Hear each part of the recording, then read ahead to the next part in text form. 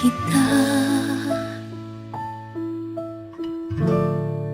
mapasasalamatan sa puso mo, sa akin naibigay.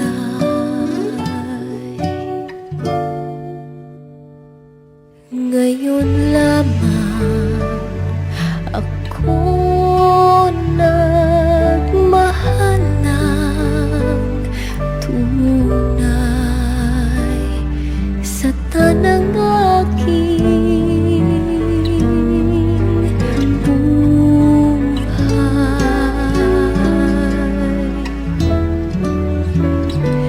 Sapat na ba ang ako ay mangako?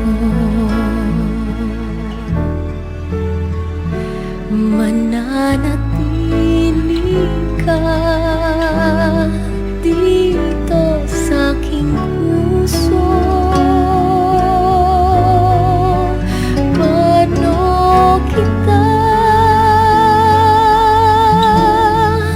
mapasasalamatan? Sapat na bang mahalin lang kita magpakailan pa man?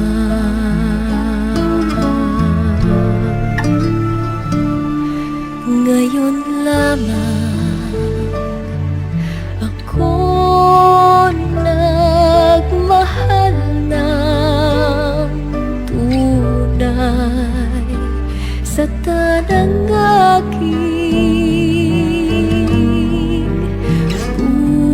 buhay.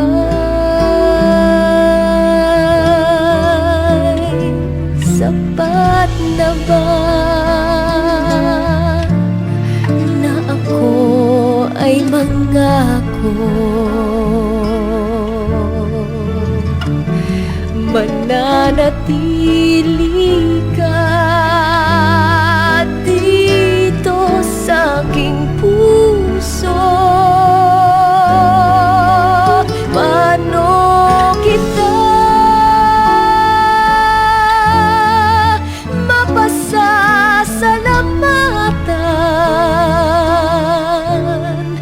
Sapat na bang mahalin lang kita? Sapat na bang mahalin lang kita magpakailan pa man? Sapat na bang mahalin lang kita magpakailan pa man?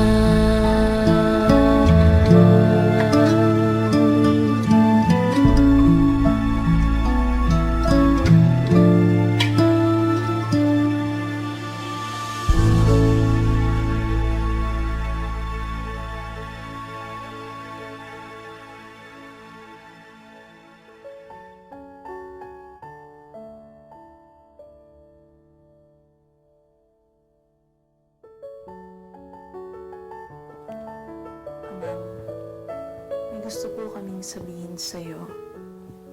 Malungkot po kami ngayon. Nilalabanan ang bawat luhang pumapatak. Sandaling panahon pa lang, no? Pero nami-miss ka na namin. Naalala mo ba nung unang beses kaming matutong humakbang? Paisa-isa lang, 2, 3, hanggang sa makalakad na kaming mag-isa.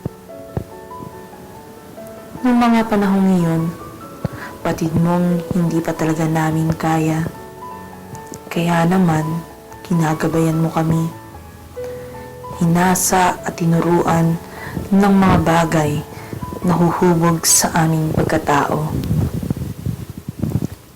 Sa paglipas ng mga taon, ramdam pa namin ang labis mong pag-intindi. Hindi lamang sa amin, kundi sa marami pang mamamayan. Mahirap amang ang naging buhay natin. Ngunit masaya tayong palagi, buo at sama-samang patuloy na lumalaban sa hamon ng buhay. Malaking tulong ang pagiging napakamasayahin mo amang. Nakakahawa, ika nga.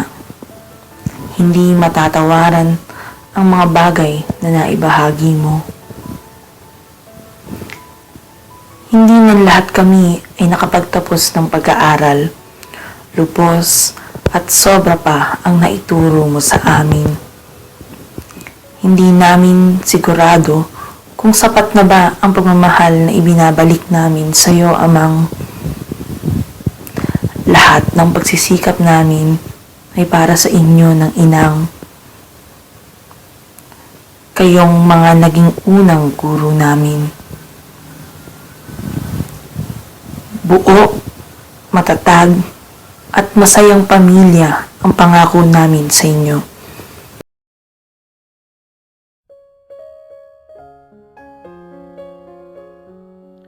Mga anak, salamat sa pagdala niyo sa aking kaarawan. Lubos niyo akong pinaligaya sa araw na ito. Sa totoo lang, ako'y nangangamba. Alam ko kasing hindi na kailanman natin ito mauulit. Minsan naiisip ko, sana nanatili na lang kayong bata. Sana palagi ko kayong isinama noon. Nilubos-lubos ko na. Sana mga oras na magkasama tayo. Namimiss ko na yung mga panahong hinahabol-habol ninyo ako. Naiinip na din kasi ko mga anak. Palagi na lang kasi akong nasa bahay. Naiingit nga ako sa mga kaibigan nyo. Pakiramdam ko kasi mas madalas niyo pa silang kasama kaysa sa akin. Nais ko sana humingi ng tawad, anak. Dahil dala ng katandaan at kalabuan ng mga mata ay madalas akong nagkakamali. Nakakabasag ng pinggan at nakakatapon ng sabaw sa pagkainan. Pasensyahan niyo na ako mga anak. Ako ay naging makulit at paulit-ulit na parang sirang plaka. Basta pakinggan niyo lamang ako. Salamat dahil hindi niyo ako pinagsawaang pakinggan. Kahit araw-araw akong nag-aayang umuwi, kahit nasa bahay lang naman ako. Salamat dahil hindi kayo nanawang makinig sa araw-araw ng pagkanta ko na sinasabayan ko ng mahuhusay kong mga apo at sa araw-araw kong mga talumpati. Matanda na talaga ako mga anak. Mahina na ang tuhod, pero maraming salamat dahil tinulungan niyo ako makatayo at makalakad tulad ng pag-alalay ko sa inyo noon. Pasensya na kayo sa naging amoy ko. Amoy matanda, amoy lupa. Mahirap talaga para sa akin ang maligo. Mahina na ang katawan ko. Madaling malamigan. At salamat mga anak at hindi niyo ako pinandirian. Salamat din mga anak dahil pinakinggan niyo pa rin ang mga pautal-utal kong kwento hanggang sa huling sandali ng aking buhay. Hindi kayo nagsawang alagaan ako. Patawarin niyo ako mga anak. Masakit at mahirap pero hindi na ako nagtagal. Ang araw ng aking pagsilang ay ang araw ng aking pagpanaw. Hawakan niyo sana ang aking mga kamay at bigyan niyo ako ng lakas ng loob na harapin ang kamatayan. Huwag kayong mag-alala. Kapag nakaharap ko na ang Diyos na lumikha, ibubulong ko sa Kanyang pagpalain at huwag kayong pabayaan. Naging mapagmahal kayo sa inyong ama't ina. Pinagmamalaki ko kayong mga anak kung nahihirapan kayo sa mga pagsubok sa buhay.